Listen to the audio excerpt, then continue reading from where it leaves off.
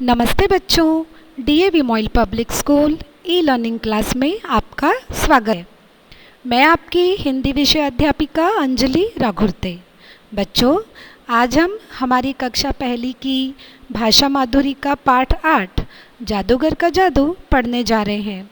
आपको याद है ना, इसके पहले हम भाग 1 और भाग 2 पढ़ चुके हैं और उसमें बड़ी ऊ की मात्रा का प्रयोग किस तरह से करना, उसका उच्चारण किस तरह से करना, ये हम पढ़ चुके हैं।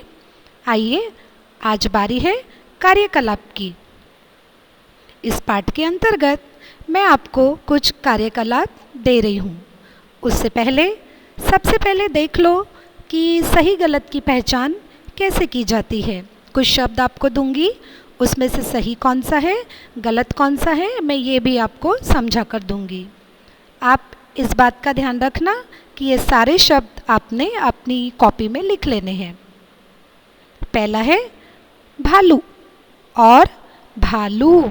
बच्चों, हम भालू नहीं कहते हैं, हम क्या कहते हैं? भालू। यानी भालू में कौन सी मात्रा लगती है? बड़े ऊ की मात्रा, इसलिए ये गलत है पहला, और दूसरा वाला सही है। इसके बाद है, पहला शब्द है आलू और उसके बाजू में है आलू। बताइए तो कौन सा सही है? हाँ, पहला वाला सही है, क्योंकि आलू का उच्चारण आलू ऐसे करते हैं, आलू ऐसे नहीं करते। इसके बाद है, पहला शब्द है फूल और है फुल। तो फुल नहीं कहते हैं, क्या कहते हैं हम लोग? फूल। यानी जो पहला शब्द है फूल वह सही है और दूसरा गलत। इसके बाद कुछ और शब्द देख लेते हैं। पहला शब्द है भूल और इसके बाजू में है भूल। जब भी कोई गलती हो जाती है तो कहते हैं ना, भूल चूक माफ। भूल कहते हैं क्या पहला शब्द? नहीं। दूसरा शब्द जो है यह सही है। इसके बाद है, पहला शब्द है पूजा और उसके बाजू में पूजा। तो पूजा का उच्चारण कैसे होगा? पहले शब्द की तरह, पूजा। पूजा में कौन सी मात्रा लगेगी? ऊ की, बड़े ऊ की मात्रा लगेगी। और इसके बाजू में जो प में छोटे ऊ की मात्रा है उसका उच्चारण क्या बन गया? पूजा। तो ये गलत है, यानी पहला पूजा सही है और दूसरा पूजा गलत है। आप इसे कॉपी में लिखना भूलना नहीं।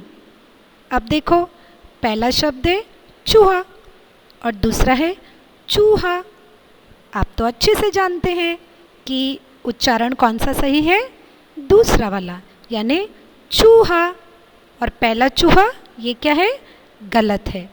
ठीक है बच्चों, सही गलत की पहचान होना बहुत ज़रूरी है। इन सारे शब्दों को अपनी कॉपी में लिख लेना और जो सही है उस पर सही का निशान लगाते जाना। आइए, अब बारी है आपके कार्यकलाप 1 की। आपको क्या करना है?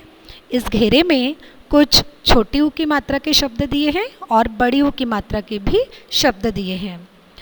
आपको आसानी हो इसलिए मैंने बड़ी ऊ की मात्रा के जितने भी शब्द हैं उसको लाल कलर दे दिया है।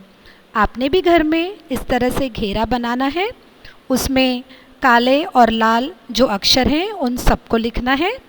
उसके नीचे में बड़े ऊ की मात्रा वाले शब्दों के साथ ये जितने भी लाल शब्द हैं ना बड़े ऊ की मात्रा वाले, जैसे कि झूला, चूहा, पतलून, पूरब, बातूनी, जादू, फूल, पूजा, इन सारे शब्दों को आपने अपनी कॉपी में लिख लेना है। तो ये होगा आपका कार्यकलाप 1, यानी आपको इन लाल शब्दों को, जो कि बड़े ऊ की मात्रा वाले शब्द हैं, इनको छांटना है। ठीक है। आगे कार्यकलाप नंबर 2। कार्यकलाप 2 में एक अनुच्छेद आपको दिया गया है, इसको ध्यान से पढ़ो और इसमें जहाँ जहाँ बड़े ऊ की मात्रा है उन सारे शब्दों को देखो। नीचे मैंने लिखा है बड़े ऊ की मात्रा वाले शब्द। ठीक है, तो यहाँ पे जितने भी शब्द है बड़े ऊ की मात्रा वाले वो आपको यहाँ नीचे रेखा में लिखने हैं। अब इस अनुच्छेद को पढ़ लेना है आपने। राम सूरज निकलने से पहले ही उठ गया, फिर साबुन लगाकर नहाया, दूध पीकर किताब पढ़ी, फिर भाग गया और वहाँ से फूल तोड़ा, जूता पहनकर बाजार जाकर वहाँ से तरबूज खरीद कर लाया।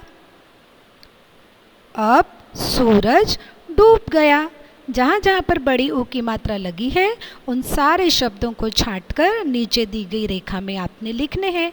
बच्चों, आज आपको कितने कार्यकलाप मिले? 2। इन दोनों कार्यकलापों को आपने अपनी कॉपी में लिखना है। हो जाएगा ना ये कार्यकलाप वाला गृह कार्य? बहुत आसान है बच्चों। मुझे विश्वास है हमेशा की तरह इस कार्यकलाप और इस गृह कार्य को आप जल्दी पूरा कर लेंगे। इसी आशा के साथ फिर मिलेंगे अगली ई कक्षा में। तब तक के लिए धन्यवाद।